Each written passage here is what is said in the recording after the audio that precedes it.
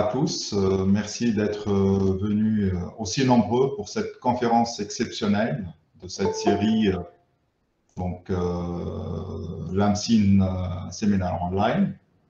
Donc aujourd'hui, on a l'immense plaisir d'écouter Enrique Zuazua, qui est actuellement le directeur de la chaire Dynamics Control and Numerics à Alexander van Humboldt à l'université de Friedrich-Alexander. J'espère que j'ai bien prononcé le nom. Donc, il est également le directeur de la chaire DICON, Dynamic Control, fondée par l'ERC, European Research Council, à la fondation de STO à Bilbao et professeur à l'Université autonome de Madrid. Donc, auparavant, il était directeur et le fondateur du fameux centre BCAM, Basque Center of Applied Mathematics. Enrique Zuazua a reçu plusieurs prestigieux prix internationaux pour ses contributions majeures en mathématiques et ses applications, comme le contrôle, la stabilisation des UDP. Il a publié plus que 280 articles hautement cités. Si le chiffre n'a pas évolué depuis dimanche, parce que j'ai vérifié le chiffre dimanche.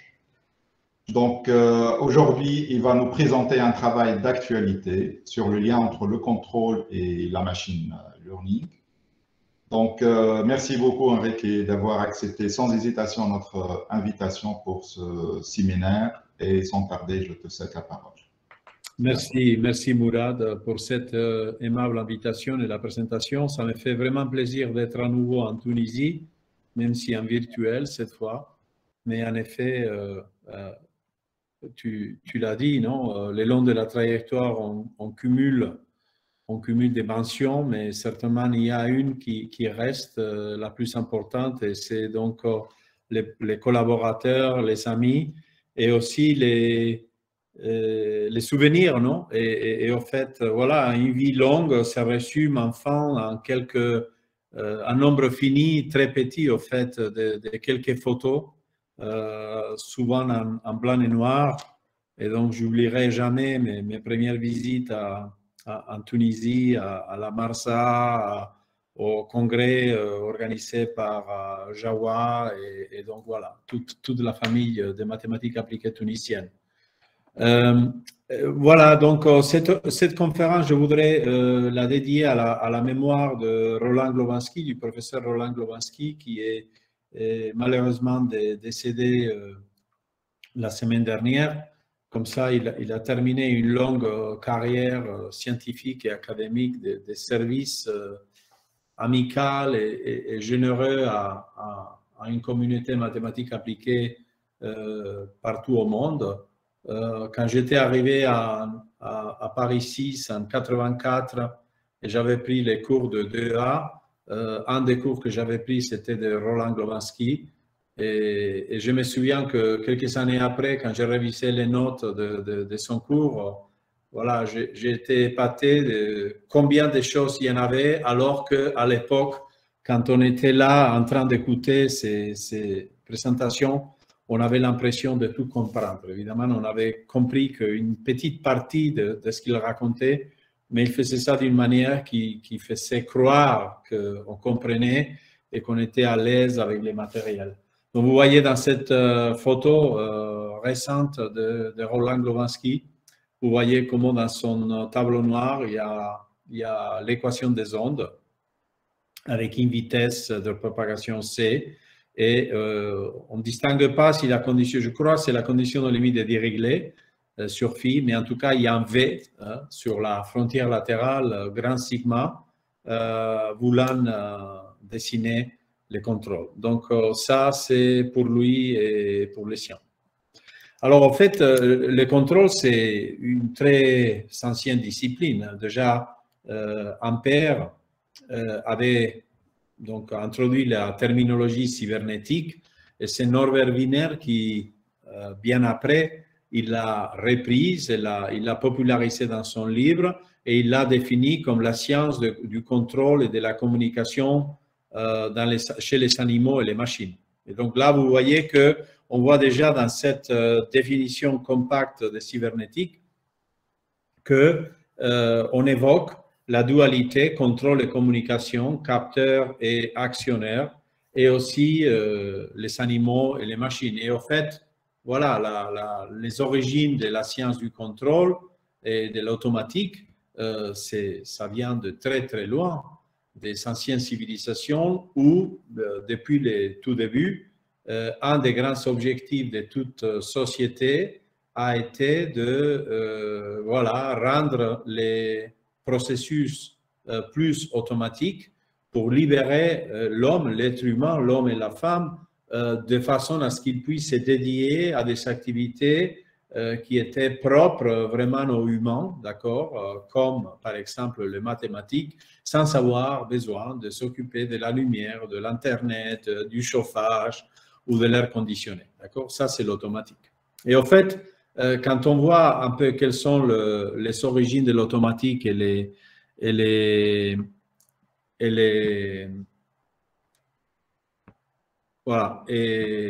objectifs de l'automatique et ses origines, on voit aussi que cette idée a été évoquée à plusieurs reprises.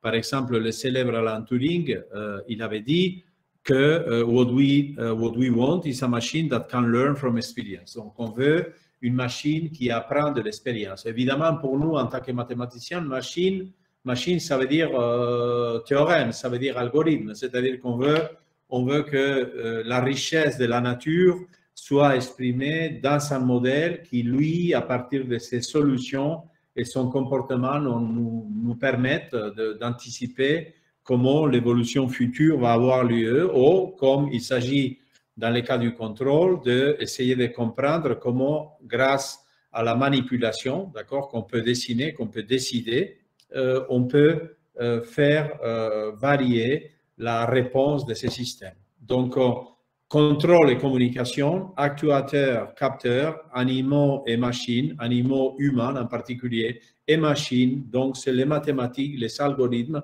qui vont apprendre, qui vont reproduire, ce qu'on voit dans la nature, d'accord? Et ça, au fait, c'est aussi le principe de ce qu'on appelle aujourd'hui le machine learning.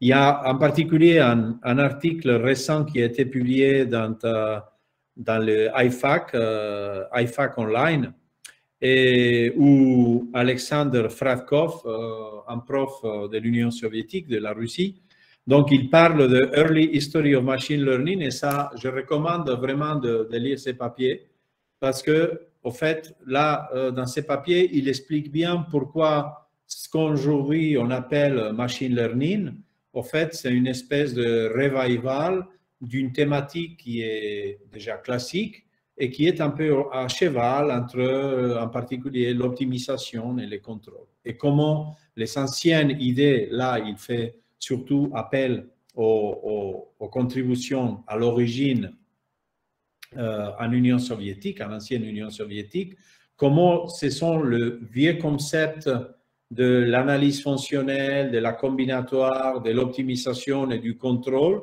qui ont permis, en fait, de reconstituer, de créer une nouvelle discipline appelée machine learning, mais qui est, en fait, une espèce de corollaire de tous ces efforts. Donc, il y a plein d'anecdotes. Par exemple, je ne sais pas si vous savez étudier l'analyse fonctionnelle dans des espaces de Banach en dimension infinie, et vous vous êtes posé la question de comment caractériser ou comment estimer la complexité d'un ensemble compact.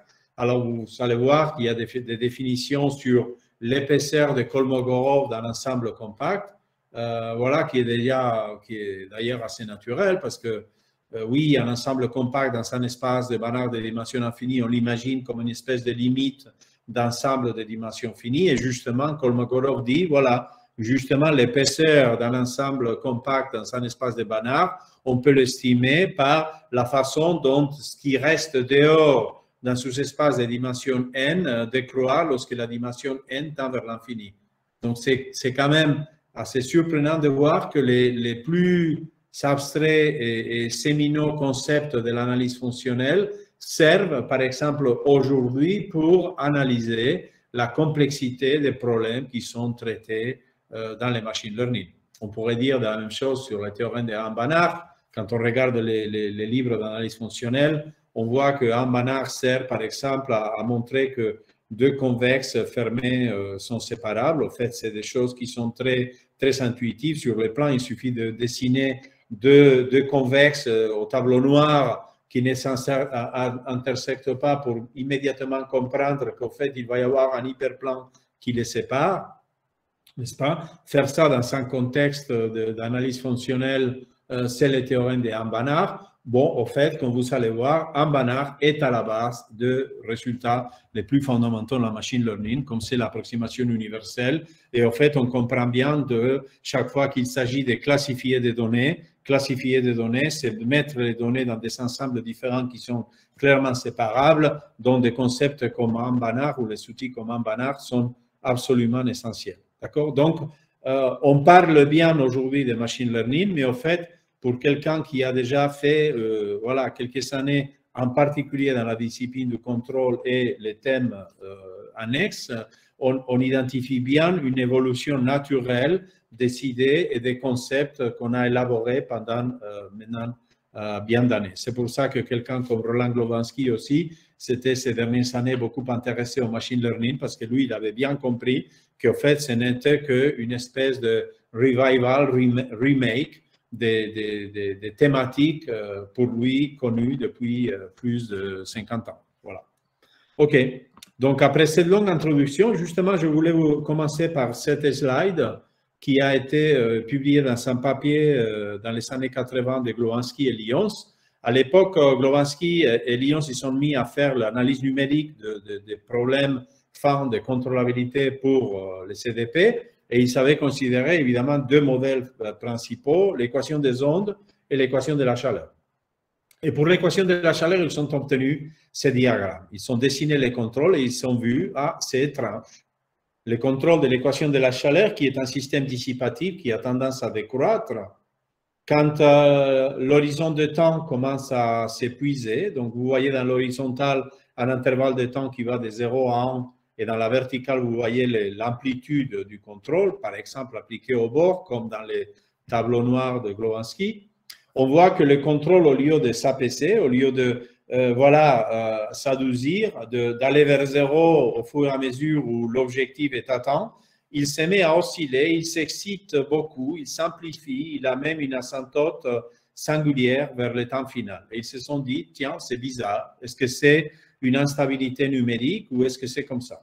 Alors, pour comprendre ce qui se passe, je vous ai amené un peu les problèmes les plus simples en contrôle DDP, donc l'équation de la chaleur, Y, la température dans une chambre, grand oméga qu'on occupe, d'accord? Un contrôle F qui est une source de chaleur ou de froid localisée dans petit oméga, donc petit oméga c'est voilà, le chauffage localisé dans une toute petite partie de l'ensemble grand oméga de l'espace qu'on occupe. On a des conditions de limite, par exemple 0 au bord, une donnée initiale, et on se donne comme objectif, bien sûr, comme toujours, l'objectif c'est d'amener la température à une température agréable, disons 20 degrés, dans la chambre Y étoile égale à 20 degrés. Comment on fait ça? On peut regarder ça d'un point de vue contrôlabilité. Il y a plein de travaux dédiés à expliquer pourquoi l'équation de la chaleur avec des contrôles localisés peut être amenée à un objectif, à un état d'équilibre, d'accord, donné. Et ça a besoin, d'accord, des inégalités de Karlemann et des mathématiques assez poussées. Mais si vous faites un peu comme les praticiennaires, vous allez dire, bon, écoute, indépendamment de si on peut ou pas, moi, je veux les calculer. Donc, je vais adopter un point de vue beaucoup plus, un peu comme un problème inverse. Il y a une théorie pour les problèmes de Calderon très sophistiquée, très intéressante. Mais après, quand on doit faire un abordage plus pragmatique, on est souvent limité à des techniques beaucoup plus élémentaires d'un point de vue conceptuel en tout cas, comme par exemple les least squares, les moindres carrés. Ici, c'est pareil. On dit, si j'ai à choisir un contrôle F qui amène la température Y à l'instant final T de l'équation de la chaleur vers une cible Y étoile, alors ce que je vais faire, c'est tout simplement minimiser une fonctionnelle quadratique, une fonctionnelle Q, où je tiens compte de deux critères. d'une part, je ne veux pas que les contrôles soient trop grands parce que je ne peux pas me permettre des contrôles qui soient trop chers. Et d'une autre part, je voudrais quand même pousser la solution à aller vers la cible. Alors, ça, c'est un problème linéaire, continu, quadratique, coercive dans un espace de Hilbert, l'espace L2 de contrôle. Donc, il y a bien un minimum. Vous écrivez ce qu'on appelle le principe du maximum de Pontryagin, mais c'est les équations de Lagrange, le système d'optimalité pour caractériser les contrôles optimaux. Et vous voyez au fait que la théorie classique du contrôle vous dit, tiens, le contrôle F est caractérisé de manière unique par un système d'optimalité, sauf que le système d'optimalité est un peu étrange parce qu'on a d'une part l'équation de la chaleur, évidemment, qui évolue vers l'avant à partir d'une donnée initiale, mais vous savez aussi l'équation adjointe, P. Le contrôle F va être justement le P restreint à petit oméga, d'accord? Et pour l'équation adjointe, par contre, on a juste une condition finale qui est couplée à l'état Y. Donc, vous savez, un système forward-backward, d'accord, qui, au fait, n'est pas facile à résoudre. Au fait, ça, c'est, si vous ne connaissez pas un peu la théorie, quelqu'un qui ne connaît pas la théorie du contrôle optimal aura du mal à résoudre ces systèmes forward-backward d'équation de la chaleur, où pour l'équation forward, on donne la donnée initiale et pour l'équation backward, on donne la donnée finale. D'accord? Ce n'est pas facile à démontrer que la solution de ces problèmes existe et elle est unique. En fait, ce n'est pas un problème de Cauchy. Vous voyez, on donne pour une composante Y, on donne la donnée initiale et pour l'autre, on donne la donnée finale. Ce n'est pas un problème de Cauchy. Or, si on vient de la théorie du contrôle et on se rend compte que ça, c'est le système d'optimalité du fait que la fonctionnelle easy au point de minimum a un gradient nul, on constate immédiatement l'existence et l'unicité des solutions. En tout cas, vous voyez que le contrôle F est vraiment la solution d'un problème adjoint. L'équation adjointe P est indépendante, c'est uniquement moins PT moins Laplacien P égale à 0.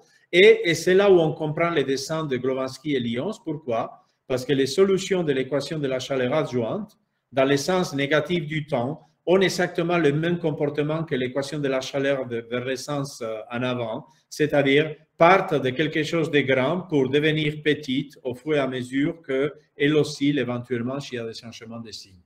Et le fait qu'il y ait des changements de signes, c'est justement dû au fait que, étant donné que les bons espaces pour calculer les contrôles, c'est des espaces qui sont définis par Karleman, c'est des problèmes mal posés, il y a souvent des oscillations de type Tikhonov qui sont présents. D'accord?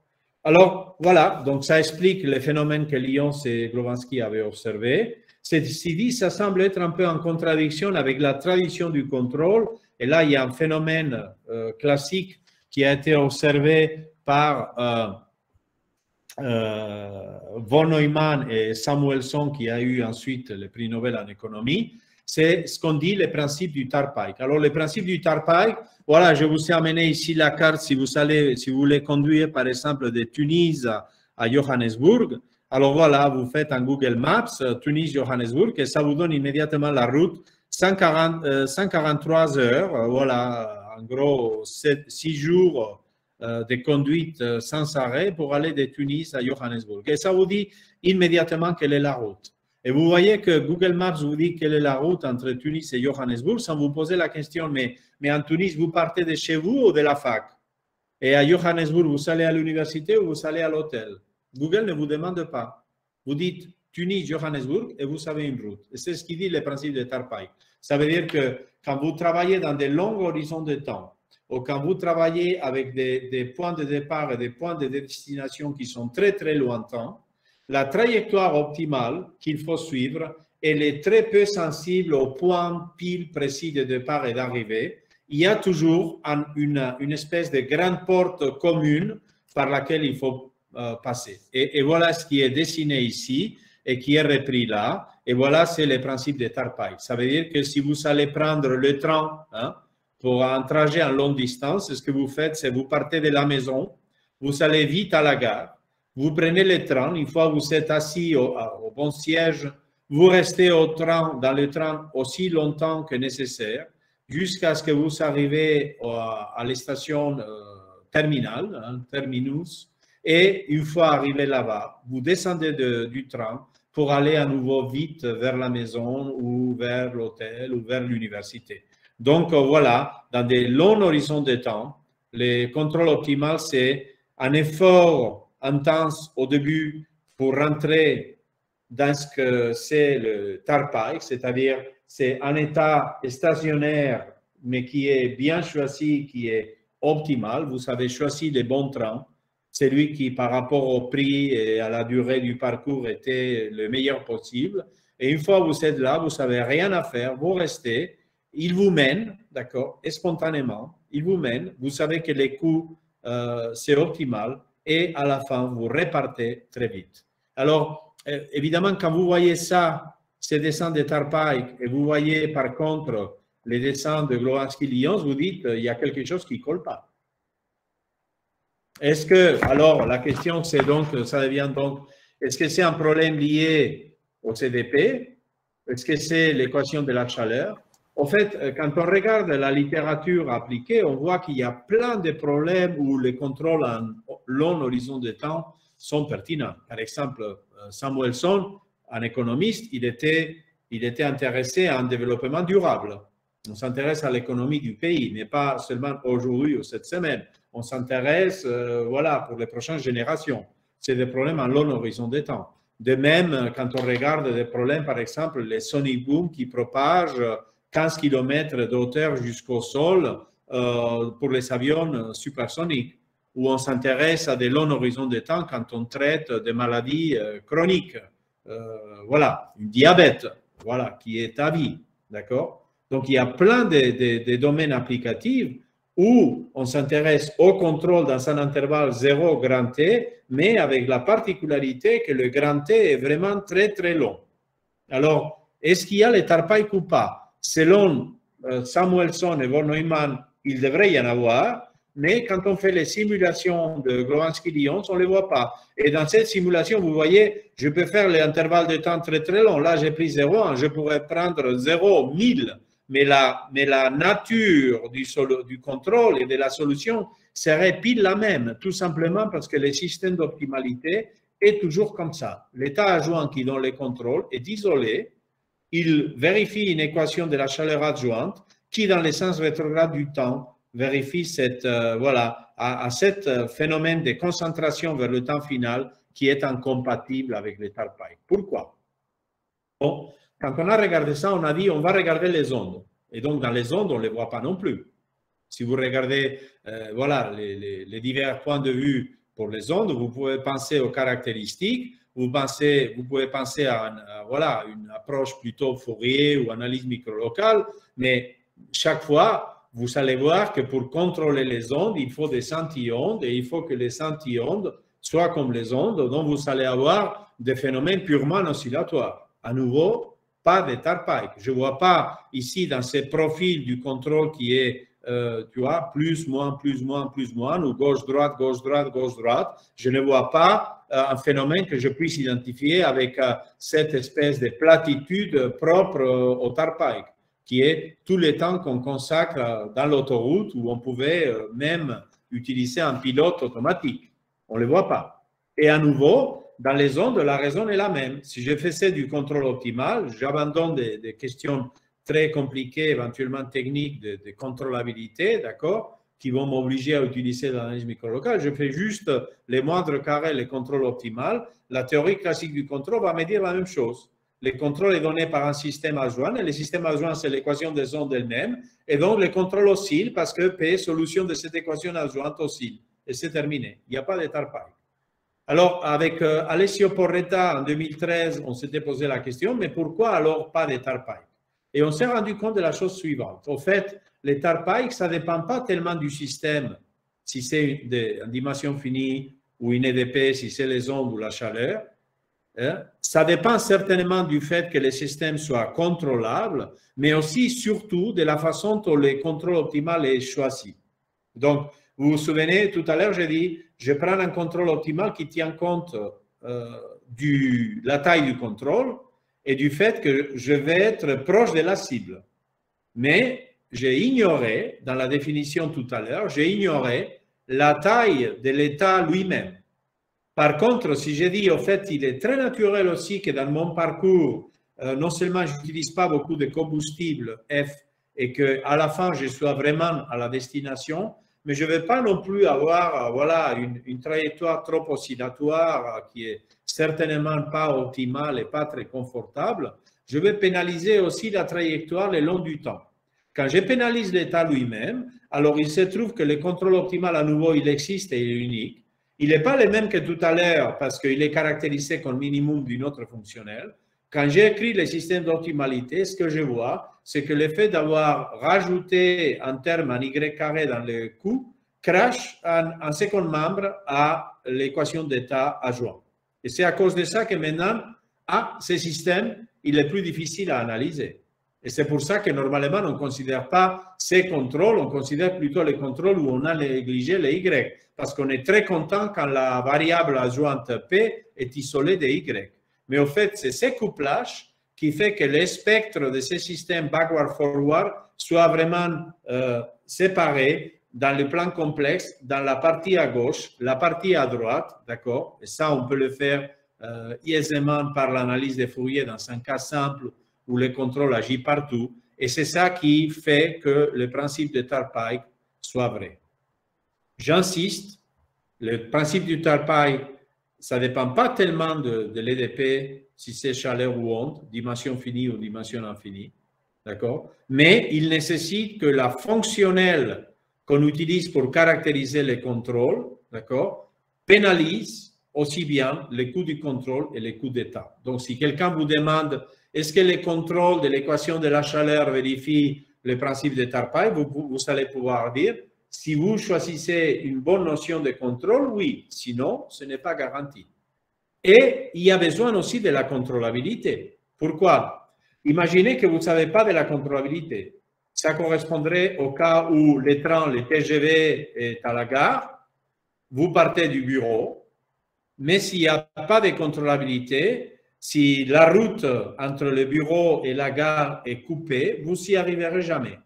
Donc, il faut un arc de contrôlabilité le long du système pour assurer que quand vous partez, vous serez vraiment capable d'arriver à cette Tarpeic. Alors, comment on fait la théorie du Tarpeic d'une manière générale? Je vous donne une idée. Donc, c'est expliqué dans les papiers de Porretta. On adopte ici une notation algébrique abstraite. Comme ça, vous savez la dimension finie et la dimension infinie en même temps. Donc, vous prenez un système porté par la dynamique de A, c'est A qui engendre la dynamique du système, U c'est le contrôle, B c'est l'actuateur, et vous dites, OK, je vais faire du contrôle optimal, je vais minimiser une fonctionnelle qui, par exemple, cette fois, je ne vais même pas essayer d'arriver dans le temps final à une cible donnée, je vais me préoccuper uniquement que la température X soit proche d'une température Y le long de l'intervalle 0 grand T, le temps où je suis au bureau, je veux la température proche de 20 degrés avec un coût qui est aussi pas trop grand. Le minimum existe, il est caractérisé par le système d'optimalité. C'est quoi le Tarpeic? Le Tarpeic, c'est de dire, OK, maintenant, si vous saviez à calculer cette trajectoire optimale, ça serait compliqué. Elle dépend du temps et il faut résoudre ce système backward-forward. Il y a quelque chose qui est beaucoup plus simple. Ignorez le temps. Faites comme si le temps était gelé. D'accord?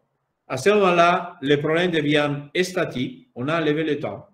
J'ai enlevé le temps aussi dans l'équation, dans la fonctionnelle à minimiser. C'est un problème statique. Je trouve le contrôle optimal qui maintenant est indépendant du T. Et c'est ce contrôle optimal U bar et l'état optimal X bar qui me donne le point de Tarpeic. Donc, la conclusion, c'est que sous des conditions de contrôlabilité adéquates, et parce que, comme j'ai dit tout à l'heure, j'ai pénalisé assez les contrôles et l'état, j'aurai le Tarpeic, c'est-à-dire la solution va partir d'un état initial, va aller chercher très vite l'état optimal, d'accord, va rester là et va ressortir après, d'accord. Et même quand vous n'êtes pas capable de démontrer les principes de Tarpeic, ça c'est quelque chose que vous pouvez faire. Et c'est au fait ce qu'on fait la plupart du temps. Donc, une fois que vous avez réfléchi à ces principes-là, vous comprenez que c'est très difficile de faire mieux. C'est-à-dire, je vous dis, vous savez, à contrôler un système dans un horizon de temps long. Quand, par exemple, le malade qui arrive dans les urgences à l'hôpital dans un état critique, qu'est-ce qu'on fait avec les malades? On essaye de stabiliser les malades. Donc, pendant les premières heures, les premiers jours, on est très actif. Alors, le malade va être traité avec tout type de médicaments, on va lui faire tout type de tests. On est dans cet arc-là. Mais une fois le malade est stabilisé, il reste dans la chambre pendant quelques jours, voire semaines, et quand il est guéri, il part à la maison. C'est donc très difficile de faire mieux que ce que le quasi-Tarpaï vous dit. Donc, une recette, si vous savez à contrôler un système en longtemps, premier pas, oubliez le temps, considérez les problèmes statiques, calculez les contrôles statiques optimales, et après, qu'une meilleure stratégie de contrôle, ou presque optimale stratégie de contrôle en temps long, faites la chose suivante. De là où vous êtes, allez à cet état statique optimal, restez là aussi longtemps que possible et repartez à la fin juste pour être sûr que vous arrivez à la maison à l'heure.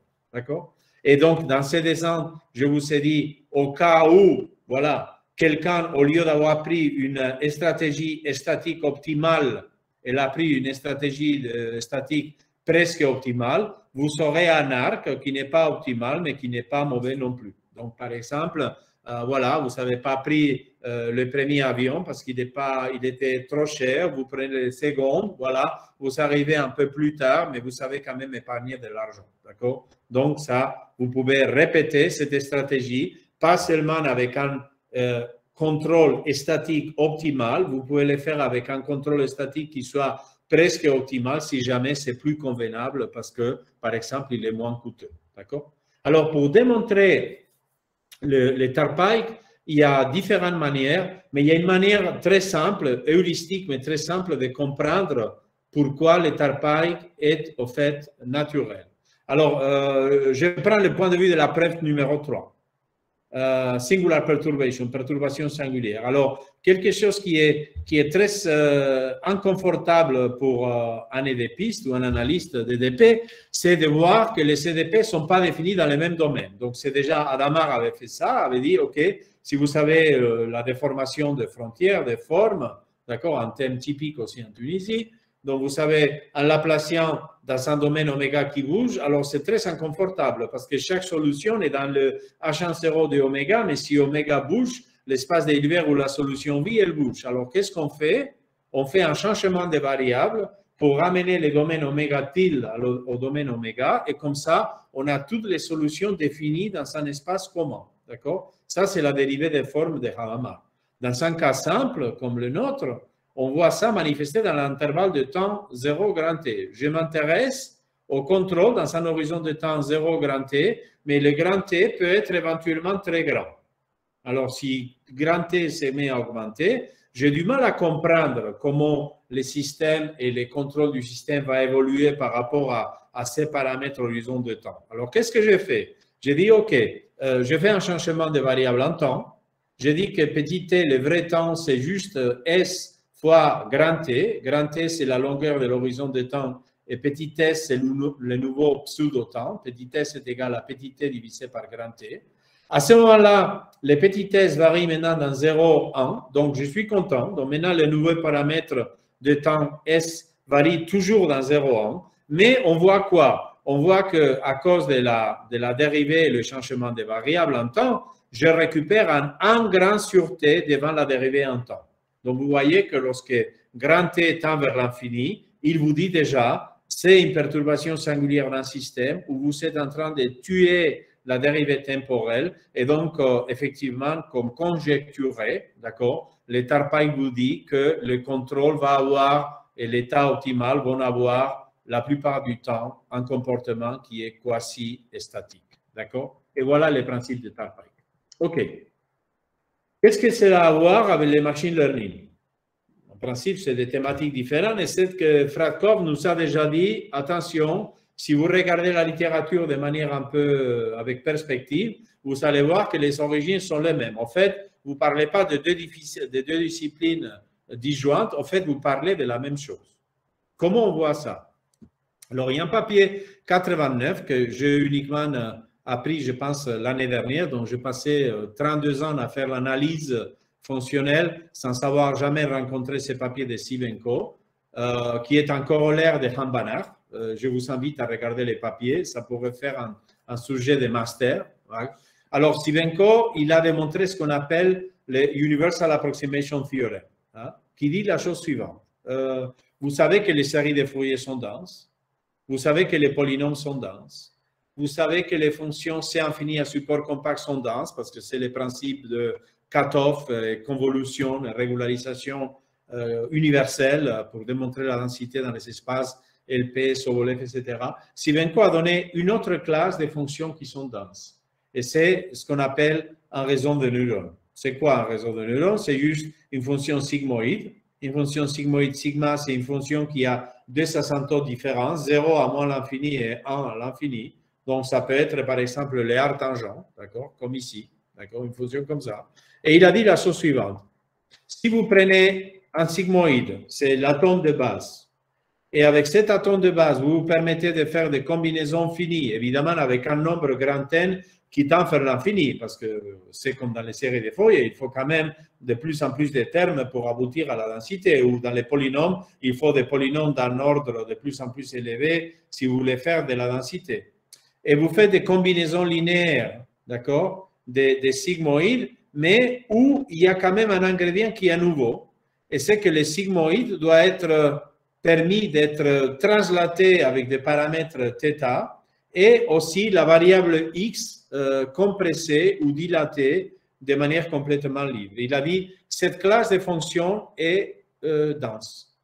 Alors la preuve s'est faite par Han-Banach, mais en fait il est facile à comprendre ce qui se passe. Qu'est-ce qui se passe quand vous prenez un sigma, vous commencez à le translater, à dilater ou compresser la variable x et ensuite amplifier alpha. En fait, ce que vous êtes en train de faire, c'est juste une approximation qui est régulière, aussi régulière que les sigmoïdes, d'une fonction qui est une fonction simple, qui est constante par morceau, que vous savez par la théorie de la mesure que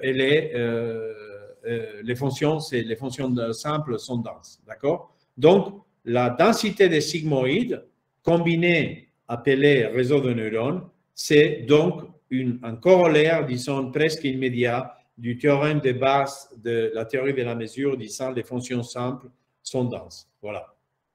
Alors, ici, je vous ai montré un sigmoïde très canonique, l'arc tangent, et ici, vous en avez un autre, c'est ce qu'on appelle le ReLU, R-E-L-U.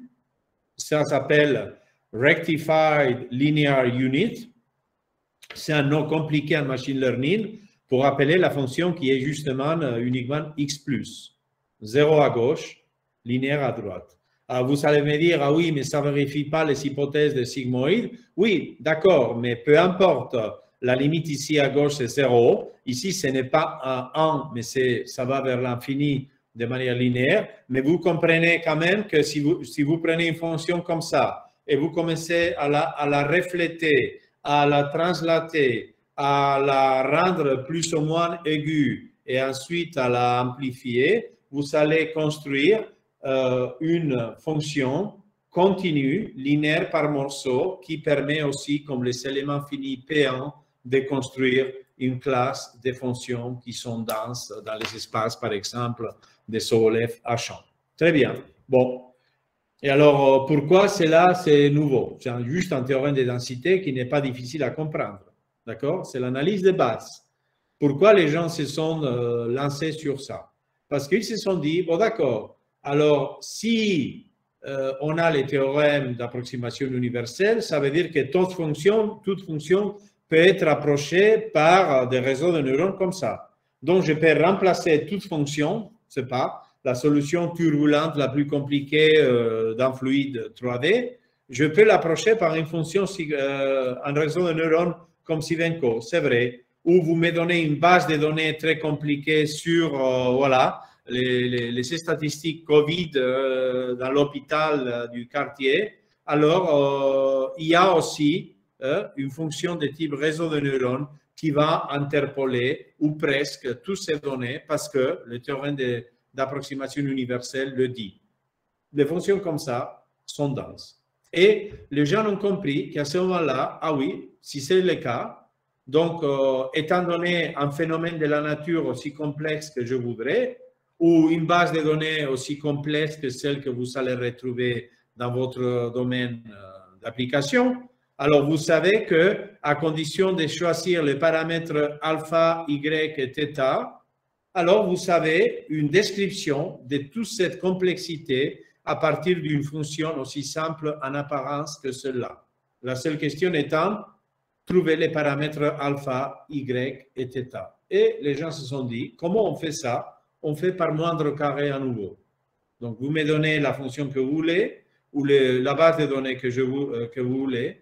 Si vous me demandez que je représente ça par une fonction, je dis, je fais les ansatz réseau de neurones et uniquement je trouve les alpha, y et θ qu'il faut pour approximer ces fonctions ou ces données, d'accord, par une stratégie de moindre carré. Où est le piège? Le piège, c'est qu'évidemment, cette approximation est non linéaire parce que la fonction dont sigma, même en apparence ici naïf, mais la fonction dont sigma dépend de θ et de y, c'est non linéaire, c'est non convexe et donc vous vous retrouvez avec des problèmes de complexité computationnelle.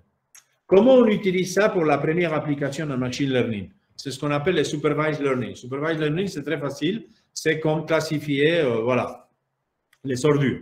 On a plastique jaune, bouteille vert, papier bleu, organique gris. Tout le monde a compris. Alors, nous, en tant qu'humains, on peut le faire. Mais suivant l'esprit d'Ampère, de Wiener, de Turing, on voudrait que les machines fassent le travail pour nous. Et donc, on veut construire une machine de manière à ce que quand on lui donne une bouteille, la machine sache si c'est une bouteille en plastique dont ça va au container jaune ou si c'est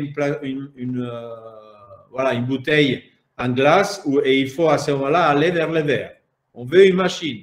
Et une machine, pour nous, c'est une application. Alors, c'est quoi le supervised learning? Le supervised learning, ça consiste à dire, c'est pour ça qu'on appelle apprentissage supervisé. Supervisé parce qu'on prend un ensemble d'objets qu'on sait classifier, d'accord? Et on dit, voilà, ça c'est plastique, c'est comme on enseigne aux enfants. Ça c'est plastique, ça c'est plastique, ça c'est plastique, mais ça c'est glace, ça c'est glace, ça c'est glace. Ça c'est papier, ça c'est papier, ça c'est papier, ça c'est bio, bio, bio. On montre ça à la machine apprend. Et après, la prochaine fois, quand vous allez lui donner un nouveau objet, elle va généraliser bien. Elle va dire, ah tiens, ça m'a l'air plastique. Et donc, ça va aller vers le jaune.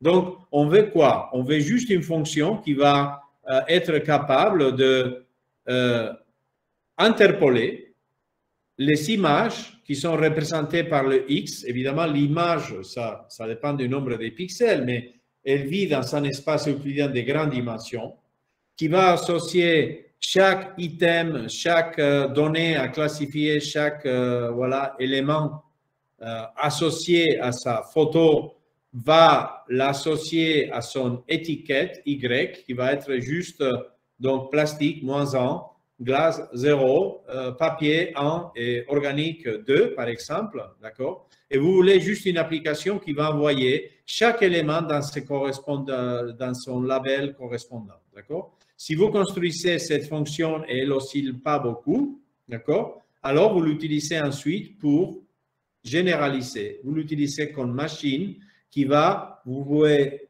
abandonner la tâche, vous concentrer dans vos mathématiques, que la machine va savoir faire. Chaque fois que vous allez lui donner un nouveau élément, va prendre, avec la fonction f, va prendre l'image qui lui correspond et à partir de la proximité par rapport aux différents labels, va décider, voilà, c'est du plastique, c'est du glace, c'est du papier ou c'est du organique. Voilà. Alors, après Sivenko, il y a eu des papiers, par exemple, au fait, les journaux où les papiers de Sivenko ont été publiés, à l'époque, Eduardo Sontag était le rédacteur en chef. Il y a eu des papiers dans les années 90 où les gens se sont dit, on va faire le contrôle de ces quadifs avec des non-linéarités sigmoïdes. Bon, et vous pouvez les faire. C'est des non-linéarités un peu spéciales. On ne voit pas ce type de non-linéarité en sigmoïde dans les équations des fluides ou de la mécanique classique. D'accord? Mais pourquoi pas? D'un point de vue mathématique, ça a un sens. On peut considérer les équations comme ça. Et Sussman et Sontag se sont mis à faire la contrôlabilité de ça. Mais ça a été bien après, donc en gros 20 ans après, quand le machine learning a commencé à devenir de plus en plus populaire et de plus en plus sollicité, que la thématique a été révisée. Et une façon de réviser ça, ça a été de dire, écoute, faire comme Scivenco, ok, on a compris, on va construire d'un seul coup, comme ça, une espèce de gâteau de mariage, on met beaucoup de sigmoïdes, beaucoup de couches, et d'un seul coup, on va construire une fonction qui va approximer tout ce qu'on veut. Mais ça, c'est compliqué à comprendre. Hein. Il y a beaucoup trop de couches empilées l'une sur l'autre. Donc, les gens ont préféré de dire, écoute, on va regarder ce qu'on appelle les residual neural networks. Residual neural networks, c'est plus facile à comprendre. J'ai défini ça comme un système dynamique discret en temps, d'accord, pas à pas. Et donc, qu'est-ce qu'on fait? Pas à pas, dans chaque étape, maintenant, j'ai changé la notation juste pour rendre les choses un peu plus confuses, n'est-ce pas? Mais avant, je l'avais appelé θ, Y et alpha. Maintenant, je l'appelle B, A et W. Et j'ai dit, j'ai les sigmoïdes donnés, par exemple, le ReLU, Rectify Linear Units, qui est 0 à gauche et linéaire à droite. Et donc, dans chaque pas, à partir des données que j'avais, les bouteilles, les plastiques, les papiers, tout mélangé comme une chambre d'enfant avec tous les jouets éparpillés par terre, à partir de cette configuration désordonnée, pas à pas, d'accord, de manière incrémentale, de manière résiduelle, avec un petit tâche. Donc, vous voyez que ça, c'est juste une petite perturbation de l'identité. Je vais commencer à réordonner les affaires, d'accord, de manière à ce qu'à la fin du processus, tout soit bien à sa place, d'accord. Donc, les balles seront avec les balles, les camions avec les camions, voilà, les poupées avec les poupées, etc. D'accord.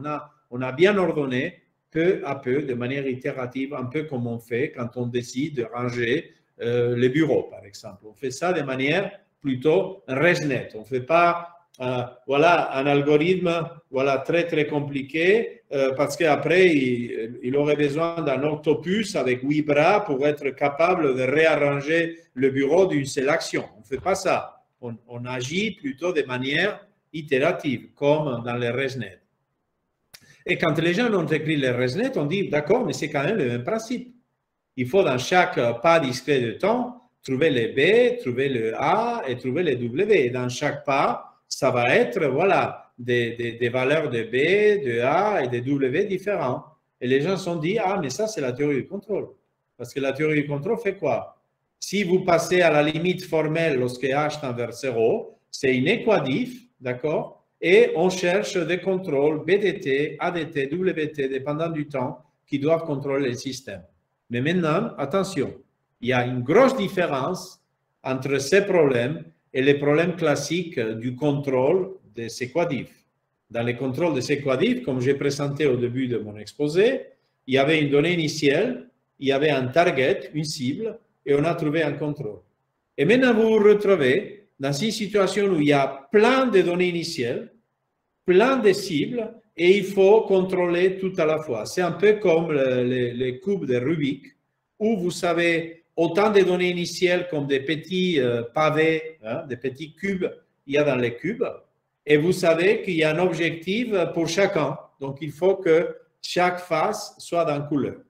D'accord? Donc, c'est un problème monstre de contrôle simultané ou de contrôle d'ensemble pour une équadif non linéaire qui est gouvernée par une non-linéarité de type, par exemple, sigmoïde ou ReLU, mais ce n'est pas un problème de contrôle classique parce que, je répète, il faut que les mêmes contrôles servent à tout le monde.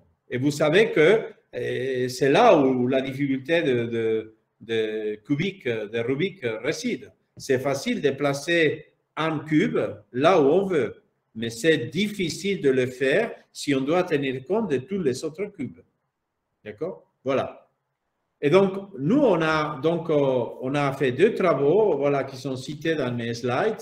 Le premier travail a été plutôt computationnel avec 3 postdocs dans mon équipe, Esteve, Pigin et Geskowski. Geskowski est maintenant postdoc à l'MIT avec des manées.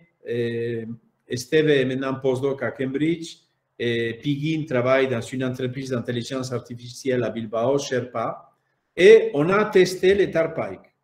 On a vu déjà que pour ce type de problème, d'un point de vue purement computationnel, les TARPike arrivent. C'est-à-dire que même si on abandonne de comprendre l'objectif de comprendre la complexité du problème de contrôle optimal, dynamique, simultané d'ensemble, si on fait les choses de manière computationnelle, on constate en effet que en fonction d'avoir pénalisé ou pas l'État, on voit les TARPike. Voilà ici une dynamique.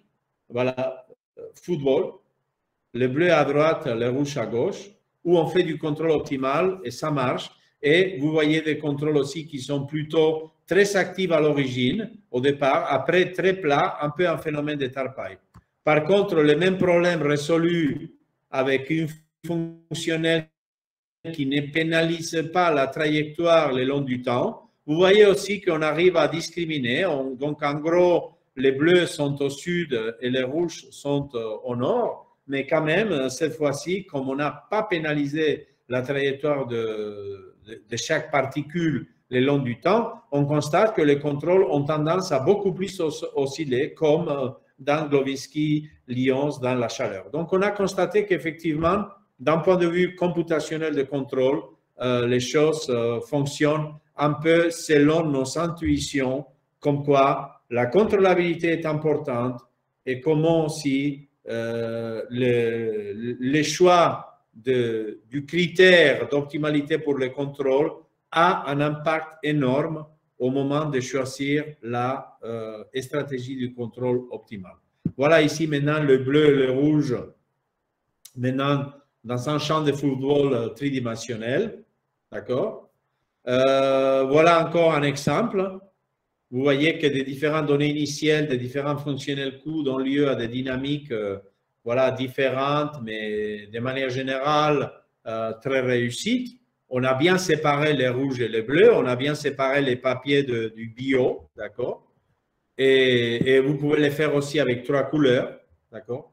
Ça, c'est des vidéos que Borjan Geskowski a créées pour illustrer un peu ce qui est derrière nos résultats analytiques de contrôle et computationnel. Voilà maintenant 3 couleurs bien séparées en jaune, violet et vert. Et voilà encore une autre configuration avec 3 couleurs. D'accord? Un peu plus compliqué cette fois. Cette fois, ça fait un peu le feu d'artifice, n'est-ce pas? Et on voit effectivement comment à la fin, on a un système, d'accord, où chaque particule est contrôlée, d'accord, vers sa destination, de manière à avoir une séparation suffisante entre jaune, violet et vert. J'insiste, la grosse différence dans ces systèmes par rapport à ce qui est la théorie du contrôle classique, c'est qu'il n'y a pas un contrôle différent chaque fois que vous changez la donnée initiale et la cible. Cette fois-ci, les contrôles sont communs à tout le monde, à chaque particule à la fois. On a manipulé le système de manière que chaque particule est arrivée à sa destination avec le même contrôle. Comment on explique ça? D'accord? Alors, je vais vous convaincre maintenant, et avec ça, je vais finir. Je vais vous donner une idée de la preuve. On pourrait énoncer un théorème. Ça serait long. Le théorème dit quoi? Ça, c'est un papier avec Domènech Ruiz-Vallet. Vous pouvez trouver ça en archive. Le papier dit, prenez une équadif sigmoïde, avec un sigmoïde, par exemple le ReLU, comme on a pris. Prenez un ensemble de données initiales arbitraires. Faites-le dans un espace euclidien de dimension 2, D plus grand ou égal à 2, d'accord? Sinon, en un D, les points ne peuvent pas se croiser, ils vont collisionner, d'accord? Il faut de la place en 2D, d'accord? Ou plus.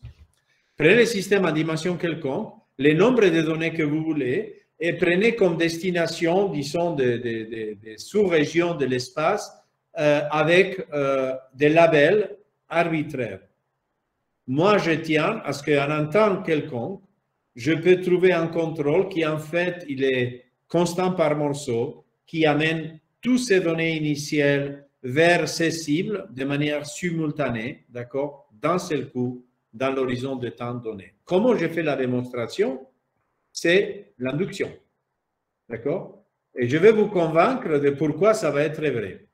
Donc, pour le faire, je vais d'abord vous expliquer qu'est-ce qui fait que ces équations différentielles, donc neuronales ou sigmoïdes, où la non-linéarité c'est un sigmoïde, pourquoi cette équation différentielle ordinaire est très différente par rapport aux équatifs dont on est habitué dans la mécanique. Et la raison, c'est que le sigmoïde a cette propriété d'être zéro à gauche et active à droite. Pourquoi? Parce que vous voyez, quels que soient les choix de B et de A, qu'est-ce qu'on fait avec les B et les A? On choisit l'hémisphère dans l'espace, l'équateur, pardon. On divise l'espace en deux et on dit, d'un côté, sigma est 0, donc les points qui sont d'un côté ne bougent pas. Par contre, tous ceux qui sont à droite, sigma est linéaire, donc ça c'est une équation linéaire, donc la réponse est une exponentielle. Et c'est ça qui me permet, d'accord, de faire des choses comme ça.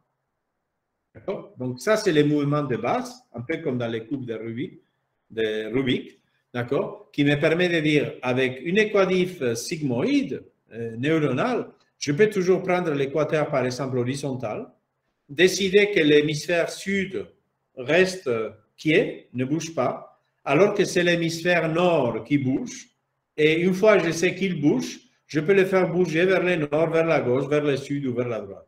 D'accord? Mais je peux faire aussi un équateur oblique, décider que le zéro est à gauche ou à droite et faire que le vent souffle dans la partie active comme je voudrais. Et avec ceci, je vais vous expliquer comment j'ai résolu ces problèmes d'ordonner les jouets. Voilà, je vous fais juste une étape et après, avec ça, vous allez me croire qu'avec un principe d'induction, en répétant ces principes juste utilisés pour classifier un seul élément, je peux répéter et classifier un nombre fini quelconque par induction. Donc, imaginez que, voilà, vous êtes dans cette configuration, on a 9 points, 3 bleus, 3 rouges et 3 verts. Et l'objectif était que le bleu soit dans les tiroirs d'anneau, le bleu, le rouge soit dans les tiroirs intermédiaires, les rouges, et les verts soient dans les tiroirs d'en bas, les verts. Alors, vous allez me dire, alors c'est très facile, c'est presque fait, parce que les éléments sont bien placés, sauf le bleu. Le bleu est entouré de rouge. Donc, si j'ai placé le bleu dans un tiroir avec le rouge, il serait là, et ce n'est pas bon. Donc, qu'est-ce que je dois faire dans cet exo de classification de supervised learning qui, pour moi, c'est juste le contrôle d'un système d'équatifs, d'accord, engendré par la non-linéarité sigmoïde? Je vous propose de procéder en 3 étapes. J'ai dit qu'un contrôle constant par morceau en 3 étapes va suffire. Première étape, j'ai choisi le contrôle de manière à ce que l'équateur soit juste au nord, horizontal. Et une fois il est choisi, ça détermine le B et les W. Maintenant, j'ai choisi le vent qui souffle vers la gauche. Et comme ça, au bout d'un moment, les points qui sont au nord, les 4 ici, 2 bleus et 2 rouges, auront bougé à gauche, alors que tous les autres sont restés quiets au même endroit. Vous allez me dire, Enrique, tu n'as pas réussi parce que le bleu est encore entouré des rouges. J'ai dit oui, mais ça, c'était la première étape. Seconde étape, j'ai choisi maintenant l'équateur juste en dessous du bleu. En dessous du bleu. Et maintenant, je fais que le vent souffle vers la gauche, mais dans l'hémisphère sud. D'accord? À ce moment-là, au bout d'un moment, les points qui sont au sud, c'est-à-dire ces rouges et ces 3 verts, seront partis vers la gauche. Et je me retrouverai dans cette configuration où le bleu est le seul qui est encore isolé à droite. Mais vous allez me dire, oui, mais tu n'as pas réussi, Enrique, parce que le bleu est encore entouré de rouge. Oui, mais ça y est, tout est préparé pour que ça marche. Maintenant, la balle est au point de pénalty. D'accord? Je fais maintenant un choix de contrôle constant différent. Maintenant, j'ai choisi l'équateur qui sera vertical, placé un peu à gauche du bleu. Je fais souffler le vent à droite vers le haut et le bleu va monter comme dans un élévateur, dans l'ascenseur, pour tomber ici. Donc, j'ai classifié un élément de manière itérative, constant par morceau, je peux classifier l'un et après l'autre et après l'autre. Vous voyez que j'ai classifié le bleu sans savoir démêler la classification des autres, ce qui est important évidemment. Sinon, si chaque fois qu'on classifie un jouet, on a désordonné tout ce qu'on avait ordonné préalablement, ça ne marcherait pas. Mais ici, vous voyez que j'ai placé le bleu au bon endroit sans savoir faire sortir les autres points de leur tiroir. Voilà, et c'est ça le principe inductif qu'on a démontré avec Domenech Ruiz-Vallée. Donc, conclusion. La conclusion, c'est que le machine learning et le contrôle sont vraiment très fortement liés, que des principes de base comme le supervised learning, on peut le réinterpréter comme problème de contrôle et qu'il y a une théorie derrière très sophistiquée, si vous voulez, parce que les contrôles qu'on construit ici, vous imaginez en grande dimension, quand le nombre de données est très grand, ça va être extrêmement compliqué. Mais il y a des théorèmes de contrôle universel qui expliquent qu'effectivement la théorie du contrôle est capable de répondre aux enjeux du machine learning comme le supervised learning et qu'après, d'un point de vue computationnel, effectivement, vous allez redécouvrir toute la complexité de la théorie du contrôle optimal numérique, y compris le fait que selon le critère pour le choix du contrôle, vous allez retrouver des phénomènes comme le Tarpike ou pas, exactement comme l'avait dans les années 80 signalé les travaux de Glovansky et Lyons. Merci de votre attention. Merci beaucoup, Enrique, pour cet exposé passionnant. Là, donc, si vous avez des questions, donc, je vous invite à lever les mains.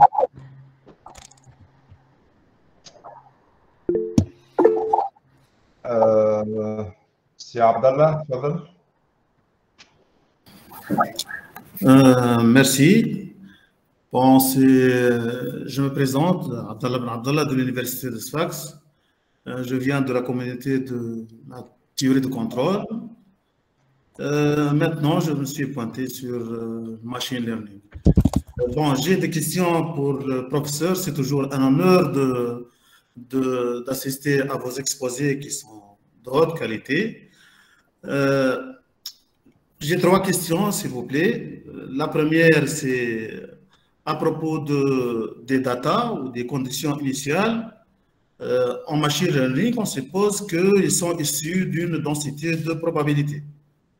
Serait-il le cas pour le point de vue de contrôle?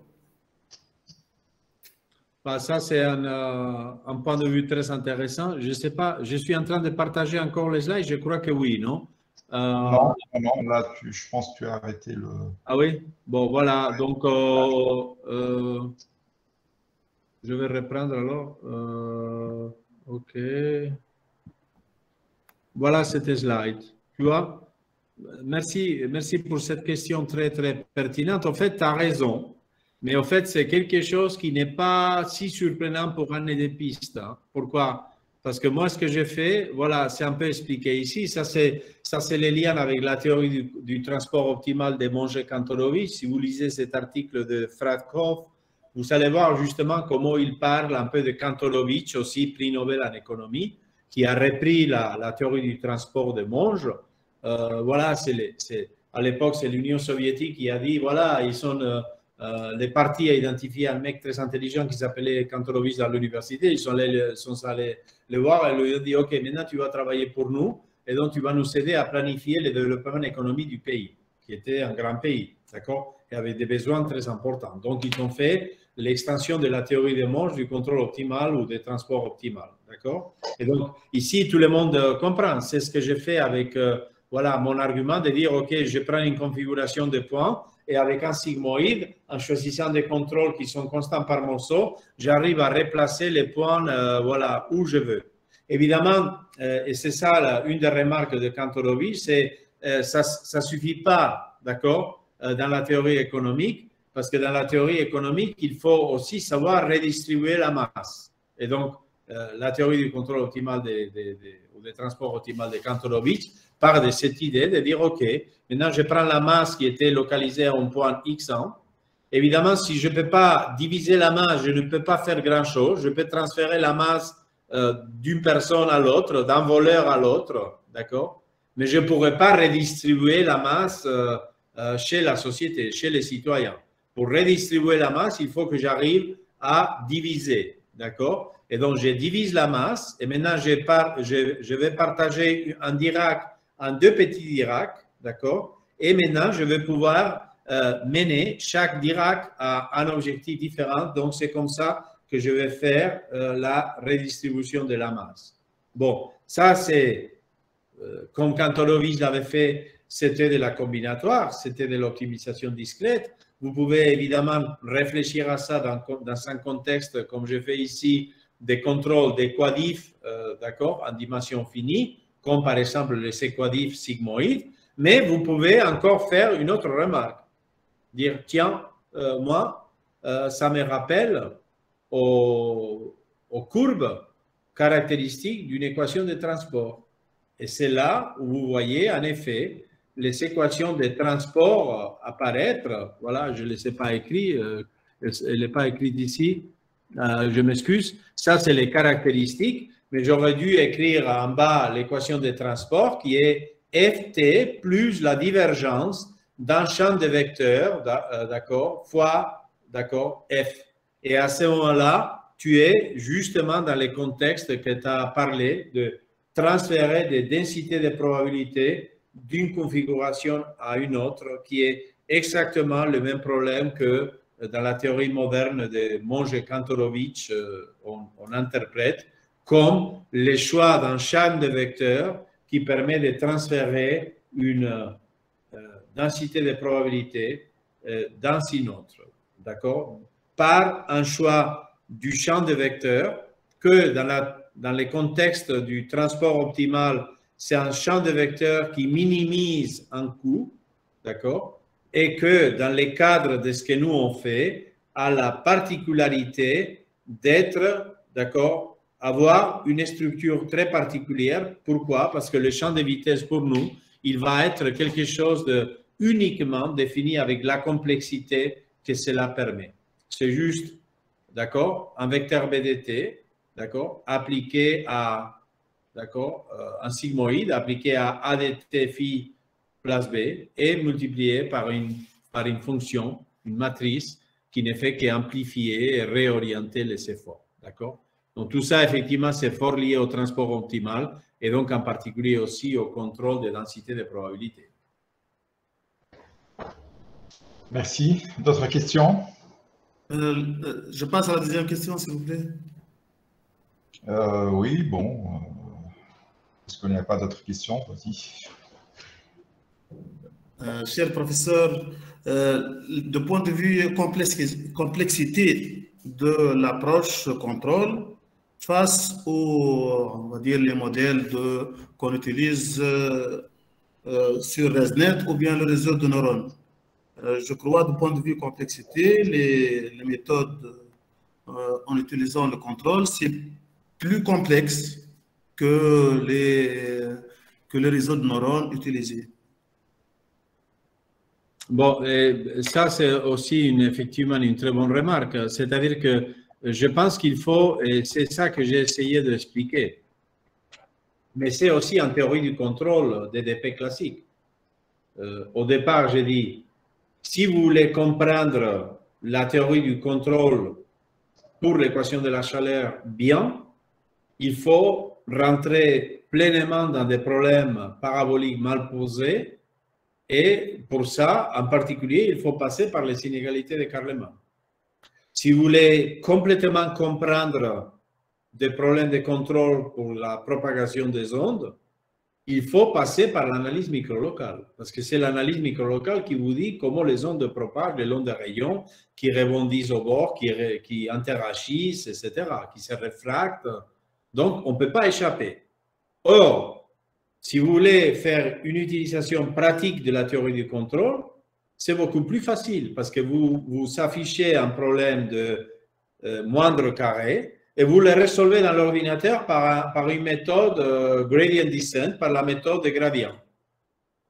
Donc, la mise en œuvre, c'est beaucoup plus facile, d'accord, que la théorie qu'il y a derrière. Or, bon, alors, vous pourriez répondre. À ce moment-là, je n'ai pas besoin de la théorie. Oui, vous avez besoin de la théorie. Parce que justement, comme j'ai expliqué, même les experts comme Glowacki et Lyons, quand ils ont vu la première fois ces dessins, et ils se sont demandé pourquoi. Ils se sont demandé pourquoi. Pourquoi pour l'équation de la chaleur, quand j'essaye d'amener la température de mon bureau à 20 degrés, pourquoi si je fais une simulation numérique, je vais obtenir quelque chose comme ça? Je ne m'attends pas à ça. Je m'attends que si je vais aboutir à la température 20 degrés, quand je commence à arriver vers la fin de l'horizon du temps où la température de la chambre est de 20 degrés, alors voilà, c'est un peu comme quand on arrive au garage, d'accord, ou au parking, alors on fait ralentir la voiture. Quand on conduit une voiture et on arrive à la destination, on ne commence pas à accélérer et à faire osciller la voiture de gauche à droite de manière violente comme ici. Pourquoi ça? Et si on veut comprendre ça, alors il faut de la théorie. Et donc, de même, si vous voulez, en supervised learning, comme j'ai expliqué, si vous voulez comprendre d'un point de vue théorique le fait que les équations différentielles qui ont comme non-linéarité les sigmoïdes, qui est une fabrication purement humaine, c'est purement intellectuel parce que des sigmoïdes comme ça rarement apparaissent dans la nature. Si vous écrivez les équations de Navier-Stokes, vous avez des non-linéarités quadratiques. Si vous écrivez les équations de Klein-Gordon, vous allez avoir des non-linéarités sinusoïdales. Si vous écrivez les équations de la combustion, vous allez avoir peut-être des non-linéarités exponentielles. Mais rarement, vous allez trouver des non-linéarités dans les modèles de la mécanique qui ont la tête de cette fonction ReLU, comme ici, qui est 0 à gauche et active à droite. Parce que normalement, dans la nature, en particulier dans un milieu continu, quand vous agissez sur les milieux continus, c'est justement la nature de ces milieux continus qui fasse que toutes les particules du milieu bougent à la fois. Vous n'aurez pas cette interface qui vous dit à gauche, ça ne bouge pas, à droite, ça bouge. Ça existe, oui, mais ça existe dans les courbes de Rubik, qui n'est pas quand même voilà, une construction, un phénomène de la nature. C'est un objet, un outil fabriqué justement pour forcer à ce qu'on fasse face à la complexité de la combinatoire. Donc, quand on fait face à ces problèmes, qui sont quand même la façon dont nous, les humains, ont décidé d'aborder les problèmes du supervised learning, on aurait pu le faire d'une autre manière. Mais c'est un peu ce qu'on dit des maths toujours. Oui, les humains auraient pu construire un monde peut-être sans mathématiques, oui, d'accord. Mais c'est un peu trop tard maintenant pour changer d'avis. Comment on les fait? Et comment on compte les heures? Comment on compte les heures si on n'a pas de chiffres? Comment on se donne rendez-vous avec Mourad pour faire un exposé aujourd'hui si on n'a pas un calendrier? C'est difficile de le faire sans nombre. Donc ici, c'est pareil. On a décidé de comprendre comment classifier les données. On a décidé de faire appel aux mathématiques et quand on a mis les cadres mathématiques, on s'est rendu compte, tiens, peu à peu, je tombe sur la théorie du contrôle optimal pour des équadifs comme celles qui sont écrites ici. Et quand on est là, tu as deux portes. Tu as la porte de la mise en œuvre numérique. Alors, si tu es bon en simulation numérique, ça, ce n'est pas facile à faire. Mais dans les GitHub de Borjan Geskowski, tu vas trouver les codes. Si tu es bon dans les simulations numériques, tu peux faire des belles vidéos comme ça. Et tu vas voir que ça marche. C'est-à-dire, ces points de vue de contrôle simultané des équadifs neuronaux pour la classification des données, ça marche. D'accord? Mais ça, c'est un peu comme la mise en œuvre numérique par de moindre carré du contrôle des EDP. Alors, les jours où tu vas vouloir comprendre pourquoi ça marche, alors à ce moment-là, tu vas te taper les théorèmes. Et les théorèmes, malheureusement, il dit qu'effectivement, il y a une propriété de contrôlabilité universelle que l'on peut démontrer, mais comme tu l'as signalé, certainement, les contrôles théoriques qu'on va construire sont très complexes. Pourquoi? Parce qu'ils ont été construits pour contrôler de manière exacte les scénarios donnés. Alors que quand on fait des simulations numériques, on se contente bien sûr de beaucoup moins. L'ordinateur, il ne fait jamais la contrôlabilité exacte. D'accord? Quand j'ai dit que je voulais que la température soit de 20 degrés, l'ordinateur ne me donne jamais 20 degrés. Mais bon, peu importe, parce qu'en tout cas, moi je n'arrive pas à distinguer entre 20 degrés et 20 degrés, 0,01. Je n'ai pas ces sensitivités. Donc, un contrôle approché me suffit. Donc, bien sûr, dans la mise en œuvre numérique, tout est plus facile et on n'a pas besoin de la complexité analytique des maths que j'ai expliqué. Mais vous n'aurez pas non plus une réponse exacte. Et ça, c'était visible déjà dans ces slides que je vous ai montrés. Attends une seconde, où sont-elles? Ici, ces slides.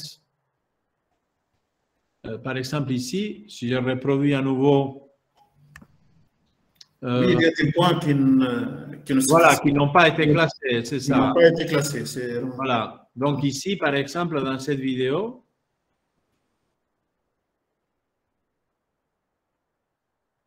la première fois qu'on voit, on dit « Ah oui, c'est très joli, c'est très bien fait. » Ah oui, mais attention, mais on a fait exprès dans cette simulation pour montrer que oui, ça c'est très bien, mais parmi les 100 points qu'il y en avait, 50 bleus et 50 rouges, il y a quand même un rouge qui est parti avec le bleu. Donc, l'algorithme numérique a été bon, mais bon à 99%. Pourquoi? Parce que cette fois-ci, j'ai fait un algorithme gradient pour minimiser une fonctionnelle avec des choix de paramètres, etc., où j'ai pénalisé les coûts du contrôle de manière un peu heuristique, computationnelle, donc le résultat n'est pas optimal. D'accord? Donc, quand vous voyez ça, qu'est-ce que vous dites? Ah oui, ça marche. Et quelqu'un pourrait dire, ah oui, mais ça marche qu'à 99%. Si vous voulez que ça marche à 100%, il faut reprendre les calculs numériques et encore une fois, et encore une fois, et encore une fois.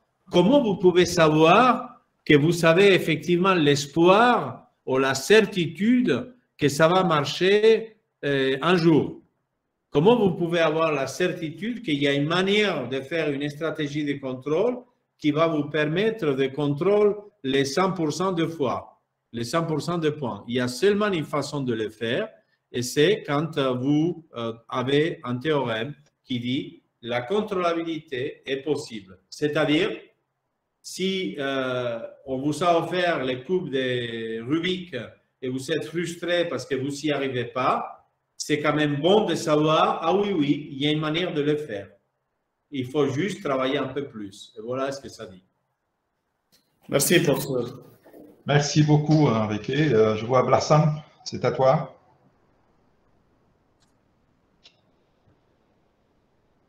Blassam. Oui, mais il pose des questions sans micro, lui. Voilà. Et le micro et l'image. Oui. C'est un exposé plutôt rassurant, hein, parce que ça dit que, bon, finalement, peut-être qu'on se sent un peu plus utile. En tous les cas, j'espère qu'on sera pris un peu plus au sérieux après ça. Bien sûr, hein,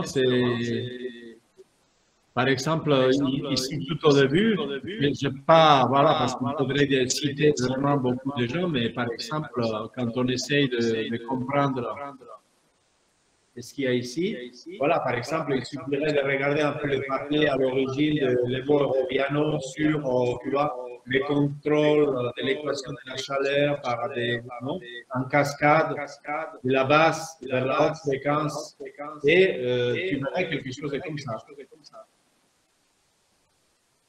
Ma question concerne, je crois que j'ai dû louper quelque chose, j'ai dû rater un passage avec le lien précis entre ce que tu fais exactement et le contrôle simultané. Oui, ben ça, effectivement, je suis passé un peu vite.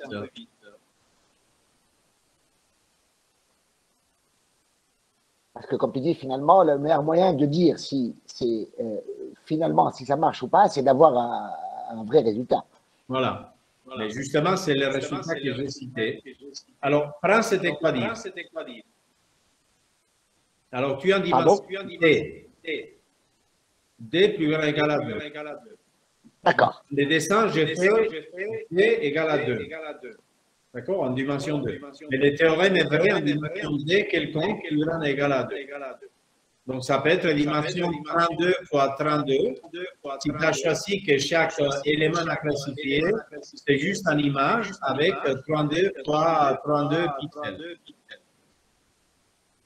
Mais tu as grand N images. Donc, tu as grand N donné initial. Donc, tu as un problème de contrôle où, contrairement à la tradition, tu n'as pas une donnée initiale à contrôler, mais tu as grand N données initiales différentes à contrôler.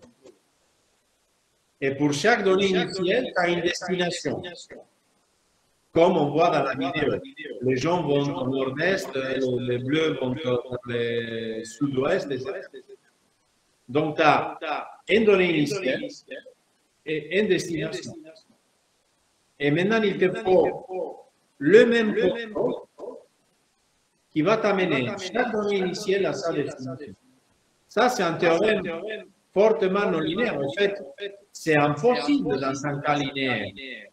Mais parce que c'est la linéarité du système, indépendamment que ce soit les ondes de la chaleur ou l'algèbre linéaire. Linéaire, ça veut dire qu'une fois que tu as pris le vecteur, contrôle, si tu as poussé ce point vers ici, tous les autres points vont bouger dans la même direction. Donc, tu ne vas jamais pouvoir faire la redistribution des biens comme Kantorovitch et moi, j'en voulu. Tu ne pourras jamais produire un mouvement qui fait que celui part au sud et celui-ci part au nord. Ça, c'est des phénomènes fortement non linéaires. Et ce qui est marrant, c'est que la remarque que Sivenko avait fait, que le fait d'utiliser des sigmoïdes, des fonctions de base comme les sigmoïdes, pour monter les gâteaux de mariage et construire la densité, cette remarque que lui, il avait fait dans un contexte Rambanach, dans une preuve de densité qui n'est pas constructive, parce qu'elle est faite par contradiction, par Rambanach, au fait, on peut le voir au niveau de contrôle des systèmes. Tout en profitant, tu vois, dans les 3 étapes pour le contrôle dans un point que j'ai fait, tu vois que dans chaque étape, je profite bien de geler la moitié de l'espace alors que je fais bouger l'autre. Et c'est cette remarque de base, mais combinée de manière itérative et stratégique, en choisissant chaque fois l'équateur et le sud et le nord, d'accord, qui permet, au fait, voilà, la plus grande, tu vois, les plus grands problèmes du monde seraient très faciles à résoudre si chaque fois qu'on divise le monde en deux, l'équateur n'était pas horizontal et il y aurait un hémisphère sud pauvre et un hémisphère nord riche. Si on pouvait faire ça, alors là, voilà, les problèmes du monde seraient immédiatement résolus. Ce qui fait une chose rigide, c'est que l'équateur soit toujours horizontal et que les vents soufflent au nord et que le sud reste pied. Parfait, merci beaucoup. Merci, Henri. D'autres questions?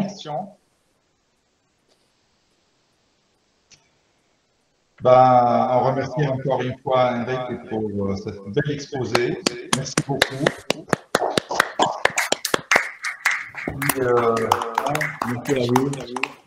J'espère à bientôt. À bientôt. On se voit en Tunis. Ou à Langen, si vous voulez. On vous attend. Parfait. Merci encore une fois. Et l'écho est très réussi, hein, comme les contrôles des ondes. Donc, onde, anti-onde. Voilà, l'écho est parfait.